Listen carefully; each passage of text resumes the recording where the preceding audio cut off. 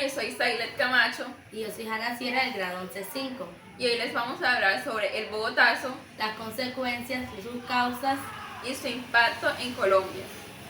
El Bogotazo fue un estallido de violencia masiva que ocurrió en Bogotá, Colombia, el 9 de abril de 1948, tras el asesinato del carismático líder liberal y candidato presidencial Jorge Eliezer Gaitán. Es considerado uno de los eventos más importantes y transformadores en la historia de Colombia.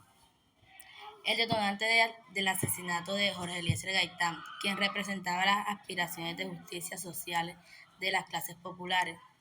La ración. Tras su muerte, la población de Bogotá y luego de otras partes del país desató una ola de furia que se manifestó en saqueos, incendios y disturbios generalizados.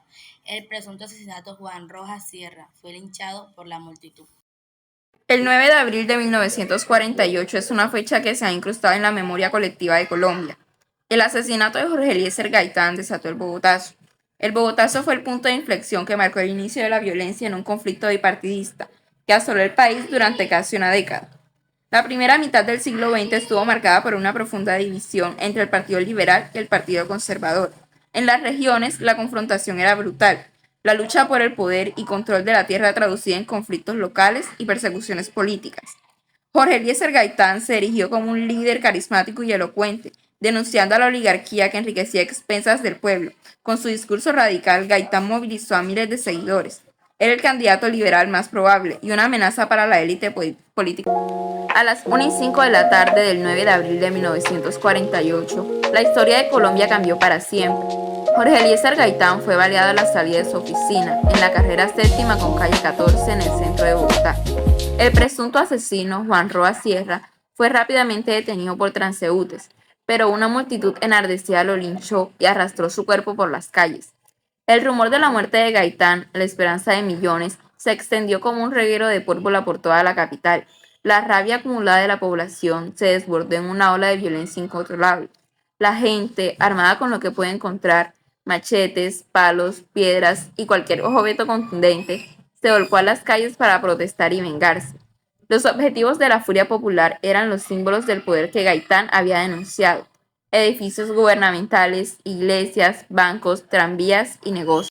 La violencia fue indiscriminada, la anarquía se apoderó de la ciudad, el centro de Bogotá quedó en ruinas y el saldo de muertes fue el millar, aunque la cifra exacta sigue siendo un misterio. El gobierno conservador de Mariano Ospina Pérez se vio superado. Las fuerzas de seguridad, en el lugar de restaurar el orden, a menudo respondieron con la fuerza desproporcionada, lo que exacerbó aún más la violencia. El caos en Bogotá fue el detonante que encendió la mecha de la violencia en el resto del país.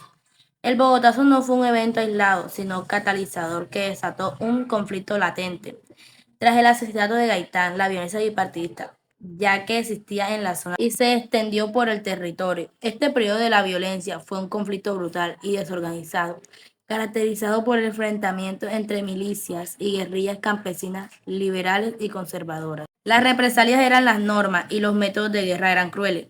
Wills enteros fueron incendiados, familias fueron masacradas por su afiliación política y miles de campesinos fueron desplazados de sus tierras, dando lugar a un fenómeno que sigue siendo una de las grandes tragedias de Colombia. La violencia dejó cientos de miles de muertos. La paz llegó en el golpe militar de Gustavo Rojas Pinilla en 1953 y luego con el Pacto del Frente Nacional 1958 y 1974, que puso fin a la guerra bipartidista. Sin embargo, este acuerdo excluyó a otros grupos políticos, sentando las bases para el surgimiento de guerrillas como la FARC y el ELN.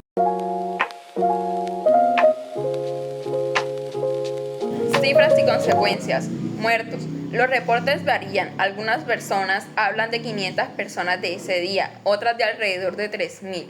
Paul Oquis estima 2.585 muertos, solo el día del Bogotazo. Inicio de la violencia.